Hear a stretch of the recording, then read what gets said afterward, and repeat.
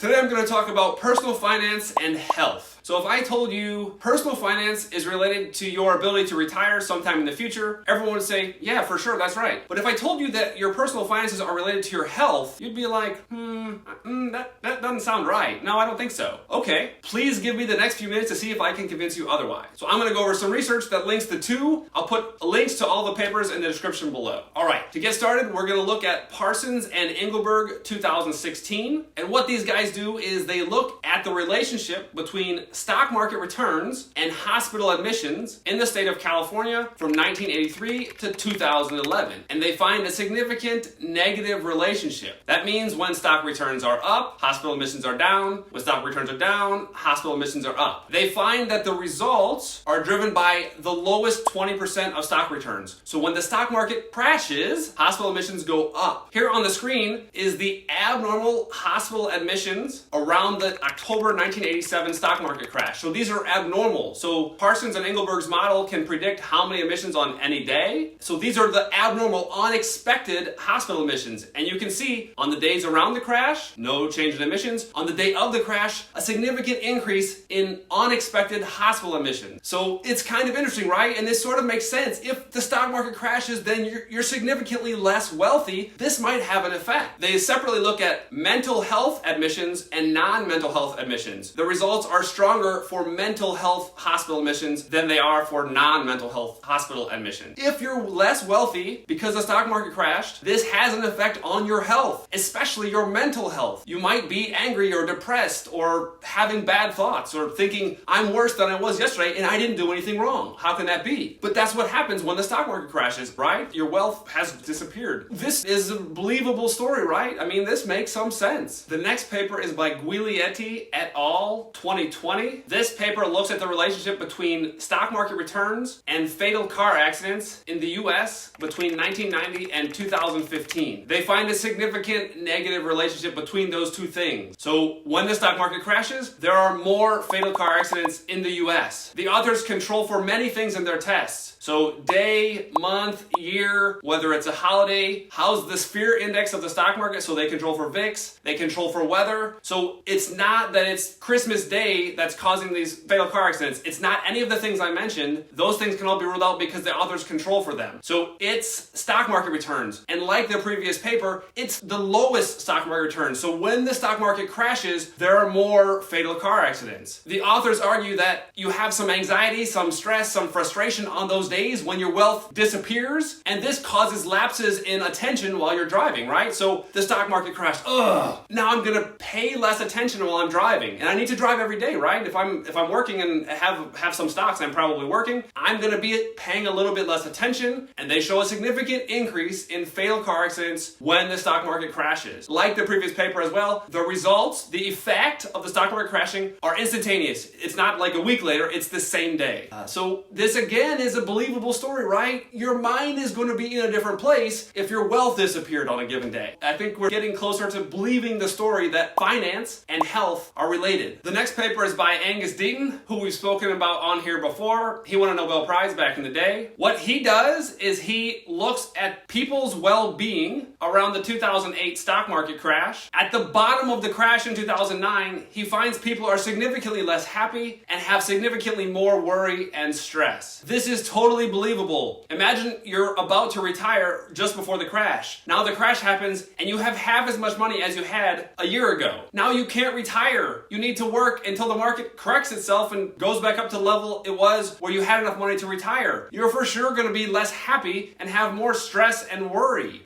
Life just got significantly worse. It changes your life. It affects your life. You can't retire now. One cool thing Deaton did in the paper is he plotted people's well-being over top of the stock market. You can see that in the picture here. They move in step with each other. As the stock market falls, people's well-being is significantly lower. The next paper is by Coty et al. They look at risky behaviors and stock returns. Specifically, they look at how does mental health and risky behaviors change during a stock market crash. So they look at the 1987 and 2000 2008-2009 crashes, they find mental health is significantly worse, and cigarette smoking and binge drinking are significantly higher when the stock market crashes. The authors argue that people consume pleasurable goods in the short term to mask their worse off future. So their future is worse, so if I get drunk, I can ignore that my future is bleaker. The last paper is by Schwant. He follows older Americans through time and looks at changes in wealth and if they affect the people's health. So in a perfect experiment, you'd have some group of people, you'd pick some people randomly, you'd pick some other people randomly, you'd give one group the treatment, you'd give the other group the placebo, and you'd follow them through time and look for differences. If there's a difference, it must be because of the treatment. So it's impossible to do that, but what Schwant does is pretty cool. He looks at older Americans, like I said, through time, since the 2000 stock market crash up until after the 2008 stock market crash. The treatment group is the group that has stocks, and the control group is the group that doesn't have stocks. So if you have stocks, the stock market crashes, you have a significant change to your wealth. If you don't have stocks, the stock market crashes, there's no change to your wealth. So the treatment here is, does a change in wealth to the treatment group affect